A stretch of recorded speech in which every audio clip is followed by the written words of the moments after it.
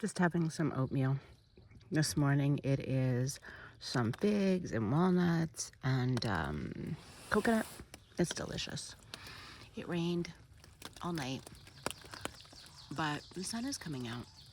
And so I'm excited for a potential drier day than yesterday. Last night there was a bobcat. Kind of scared me actually because it was super close, but I'm safe. I'm still in my hammock. It was really cold last night. I had my puppy on, but it should warm up.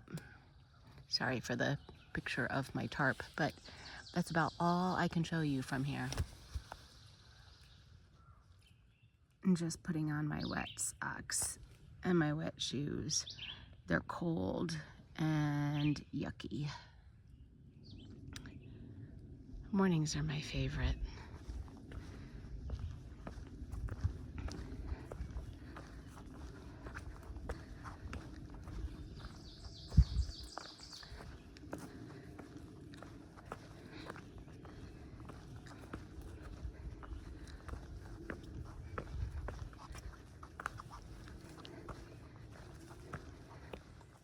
It's so crowded in through here. It's like the woods, the forest, the greens grew overnight right into the trail. It's so dense. And I'm getting wet. Everything is wet. But the sun is coming out, so I'm sure I'll dry off.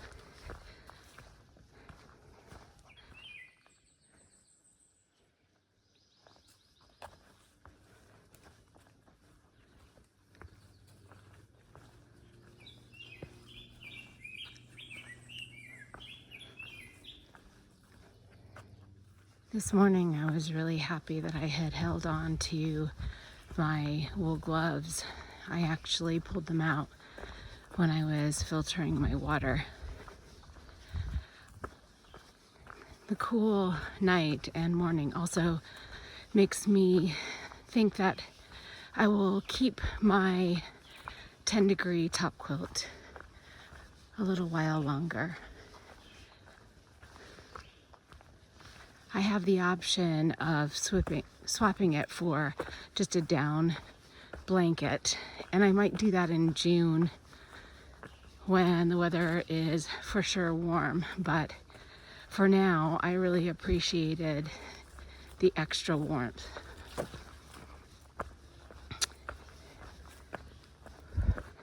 I'm also going to keep my heavier rain shell for a while. Even when it's 60 or 70 degrees, if I am wet, I am cold. So I think the heavier shell is going to work best for me. Maybe when it gets into the 80s and 90s, I'll change my mind. But for now, if it's going to be wet, I want to be warm. This was quite an ankle twister. Lots of rocks this morning, but they're not too slippery, which is good. Wow, it's really overgrown in through here. Kind of have to push my way through it. The trilliums have been everywhere, and I haven't filmed them much because when I see them, it's often raining.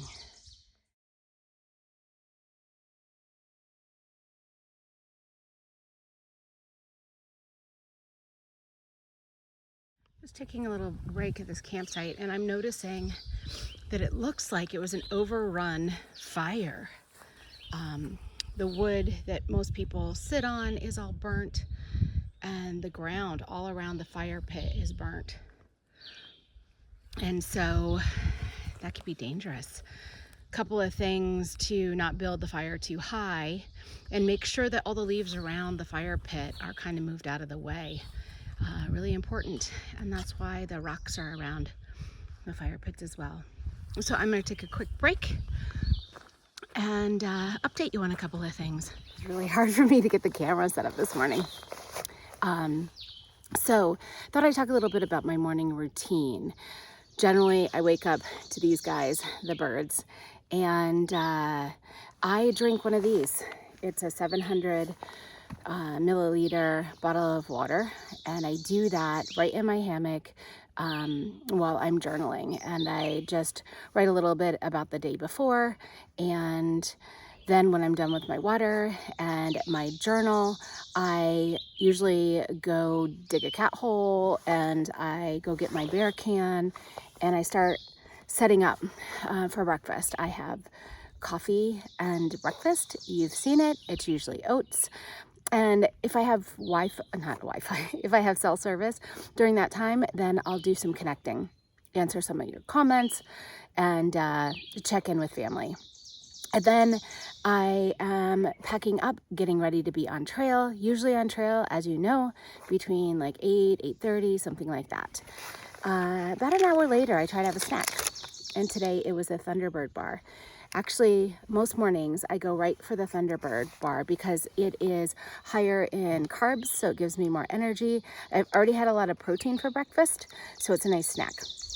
This flavor, if you can read it, it's probably backwards, is actually not one of my favorites, but I tried to get a variety of bars and a variety of nuts and seeds and fruits and stuff.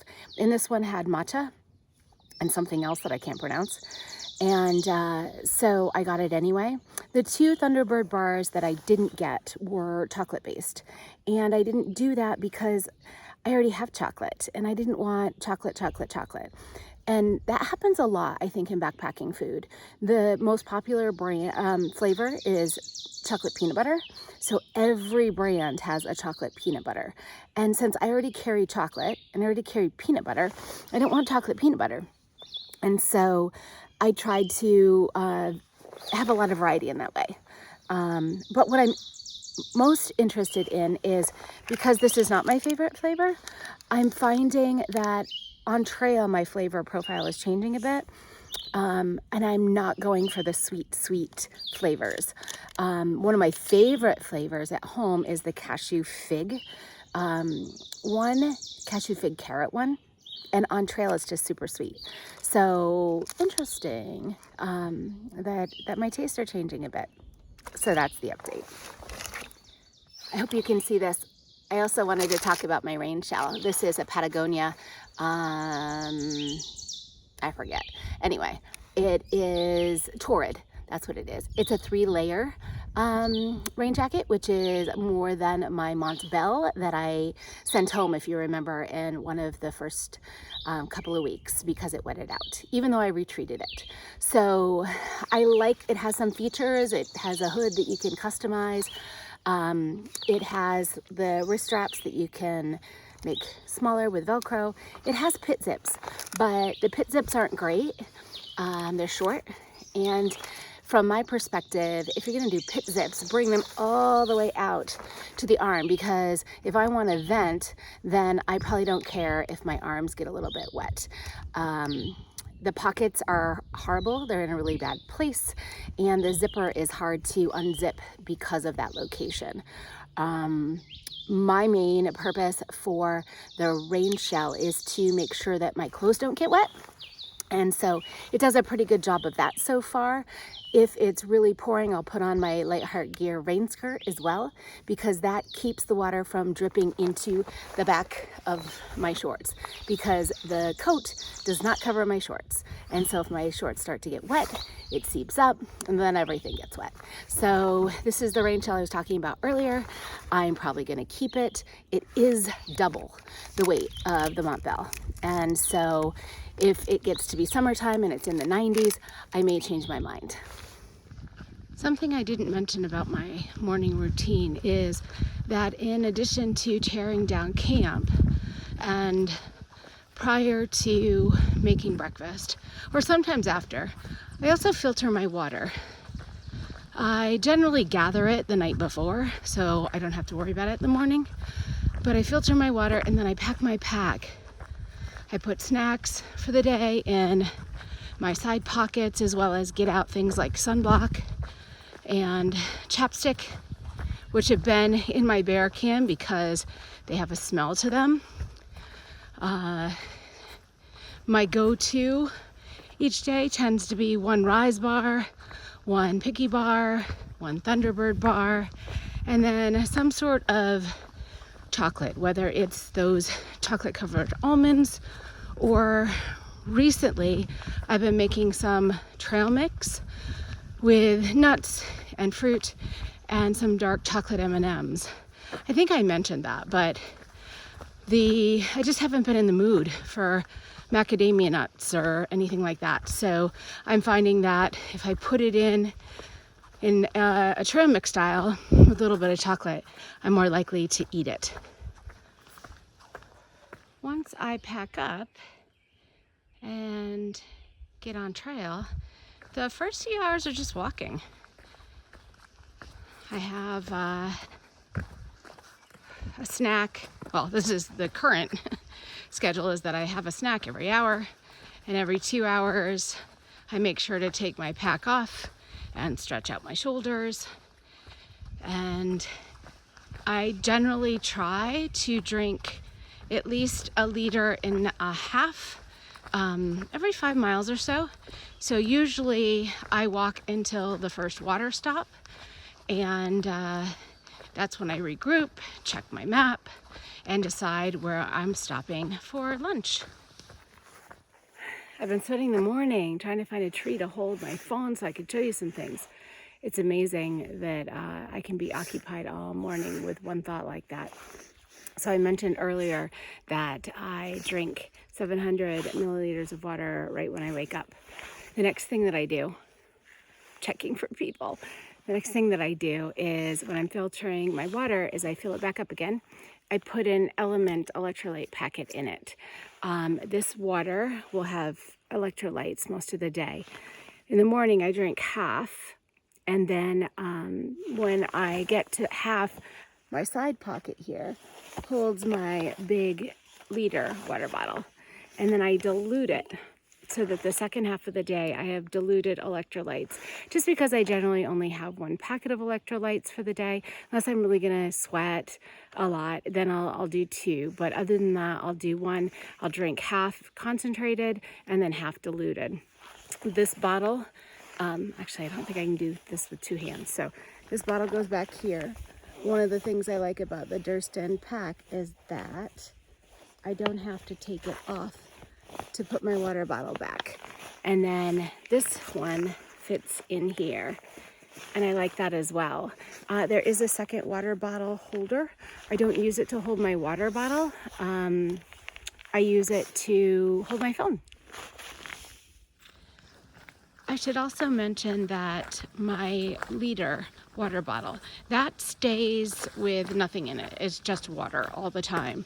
And I do sip from it throughout the day when I don't want a flavored water. So I'll drink from that. But I always leave about 6 to 8 ounces of clean water there, no matter what.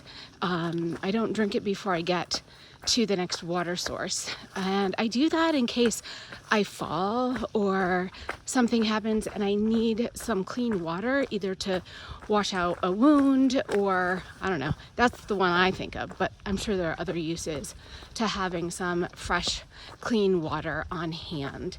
So I always have that. This is where I was planning to stop to get some water, but I haven't been drinking enough, and so I don't really need it. The shelter is in a 1/2 mile, and so there's water there, and I will just go there and see if I can drink some more along the way.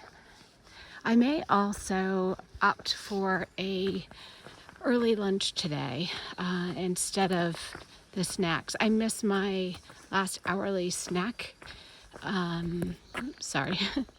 And trying to hold the phone with my left hand to protect my right shoulder. I'll give you an update on shoulders later, but I'm really in the mood for peanut butter, and so my lunch today is peanut butter on a wrap, and I'm kind of waiting for that.